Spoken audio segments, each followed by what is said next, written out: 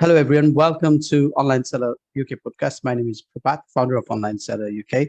And today I've got a really interesting topic. And the topic is around building your brand with exit in mind. So I have joined by Josh from brandedseller.com. Welcome to our podcast. Prabhat, hey, how are you? Thank Yeah, you for having me. excellent. So Josh, I think it will be good for us to start with your introduction, your company's introduction, and we can take it from there. Yeah, great. Hello, Josh Dittrich, founder of brandedseller.com. Previously built a brand and a company from 3 million to over 50 for someone else.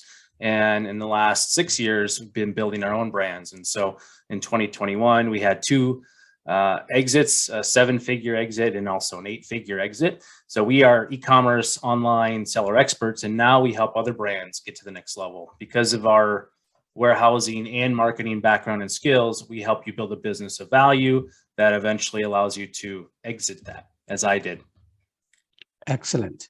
So, and normally when you think about exiting, timing is important, and also we've got to say a lot of sellers may have built their business as a one-man band and then built it to a larger scale. So for a lot of people, it's personal stuff, and it's difficult to exit. So when is the right time to sell your business or exit your business? Yeah, you're right. There is no perfect time, but the best time to sell is when you don't need to sell, So if you have a business that people want, often that makes you in control. So that is the best time. But they also say in business, 40% of deals happen based on timing. So, there's other factors at play here, but timing is a big one. And, at the end of the day, no one wants to sell at the bottom. Everyone wants to sell on the top. Well, there's not always a top. And sometimes there is a bottom. And so understanding where you are in that point is really important. Okay, excellent. So, and then with the timing as well, is there anything that a seller needs to be prepared to actually thinking about exit? Is there any internal logistic things that seller need to think, or what are, so talk us through what are the preparation steps that a Yeah, seller need to think that's about? it. You're right. It's about preparedness, right? So being ready to sell is about having your business in order. And so as you're building your business, it's really easy to go fast and not set up proper accounting and not set up the proper buckets in your accounting, not have the right systems in place. And so being seller readiness to me is getting those things in order, ensuring that you have accrual based accounting, not a cash based accounting, having your trademarks in order, which of course you need now with brand registry and other things, but having your business in a place that the processes and the business itself, that what you are selling is an asset that's making money. And often that means, if I'm the one man band, I'm going to be doing lots of different things. Well, someone that buys that business, being seller ready versus not being seller ready for an owner means they've created systems and processes that don't require their time. And so in the case for our businesses, I had started them, but we built out a team that allowed them to manage it. Right. And so to get to that point, it's a very valuable asset because someone can simply plug and play that business without your help or without your needs, without having to hire you. Yeah, absolutely. So, so where do we go to actually to find a buyer for a business then? Yeah, this is the myth. I call it a myth because for many, many, many years, we all believed you have to have a professional, and you should have professionals in your life. You go to a professional to have your health checked, right? You go to a professional to have your teeth checked, right? We go to a professional for our vehicles. So we should be using professionals. And if you think about the space, most folks want to hire professionals. Well, there's no difference, right? So if I'm going to sell my business, I want to get maximum return. And the myth is the only way to get max return is that you have to use a broker. And that's not the case, right? And so for me, I used both a broker and we marketed the business on ourselves. And here's the reality. I wanted the most for my business. I didn't have a lot of expertise. However, I was selling a business at the same time with a broker. So I was understanding the process in real time as I went to sell my own business without a broker. Here's the difference: $800,000 in commission that I saved by not paying that broker. I still end up getting 6 offers. I was able to take the first offer and increase it by north of $1 million from where we started to where we ended. And I'm not the professional. Now, did I leave money on the table? Maybe. But I'm a professional business person. And so I believe the most important thing brokers do are finding the right buyer, right? And that's changed. You can find all the buyers right now. If you go online and talk about online buyers or e-commerce companies or acquirers or aggregators, whatever you're going to go out and Google, you can find buyers of e-commerce businesses. So that game has changed. That's why I say it's a myth. You can find buyers.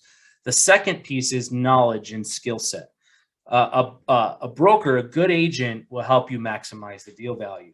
Well, if you're a good business person, understanding your numbers, understanding the market rates of multiples that the market is driving, you can negotiate on your own behalf because no one cares about your business as much as you. And so, whether it's a house or a car or a business, you can buy all of those things without a broker. The broker means they're getting paid to insert value. And if you have some of that value you can replace, then you can save money, right? So you can find buyers by going online. And I wrote a book, Prabhat, called Aggregator Navigator, which was really about my journey reaching out to over 30 different buyers of Amazon businesses. I got 23 of them to have a contact connection with me. 13 were very interested, and we ended up getting 6 offers. And obviously we chose one. And so it was a very fun process, but I did it without having the experience of doing it before. And so I believe it is a myth. Anyone can sell a business. Yeah, absolutely. So, so it's an interesting part, finding a buyer itself. So, again, then if we think about getting the buyer, and then after that, we need to think about how much I should sell my business. What's the value of the business? And it can be, if there is no parameters to measure it, it can be anything. So, and also we need to think about potential growth and all that sort of thing. So it will be interesting to find out from yourself, because you've got experience of selling the business, your business as well. So how do we value our business to sell? Right. Well, the old trick is your business is worth as much as someone's willing to pay, right? Yeah. And so that same is very true with anything we have. It's only worth what someone's willing to pay. And so what happens is, in a down market, when businesses, potentially aren't as lucrative, capital isn't it's more expensive. Like if you look at interest rates now, it's more expensive to buy businesses, as opposed to a year ago, capital was cheap. And so it was easy to get access to liquid and easy to buy businesses. And so all these different dynamics impact the price. So most importantly, I think the takeaway for everyone is just understand where we are in the market. What are historic multiples, and you're going to see over time they do this, and sometimes they come up and sometimes they come down. That's no different than home prices, right? And in 2008, when we had challenges in the world with real estate, it's no different, right? So timing is everything, and it's important to understand where you are in the process of time as it relates to your business and maximizing its value. Okay, cool. So, so I think we are towards the end of this podcast itself. We've given us some understanding of where how somebody should prepare their business to exit. So let's talk about yourself and what you do. So, how can you help a Amazon seller? Is it to exit, or how do you actually help Amazon seller? When I first got into e-commerce, it was on my own, completely just dabbling. I knew nothing about business. Fortunately, I was able to work for a company and understand and got involved in business and technology and operations and marketing and finances and accounting, that I started to understand, right, what it is to build a real business and all the different aspects. And so I learned, though, as we built a company, you need a team to go far, but to go fast, you only need yourself. And so if you want to build a business of value, I think it's important to have a team that enables you to go far.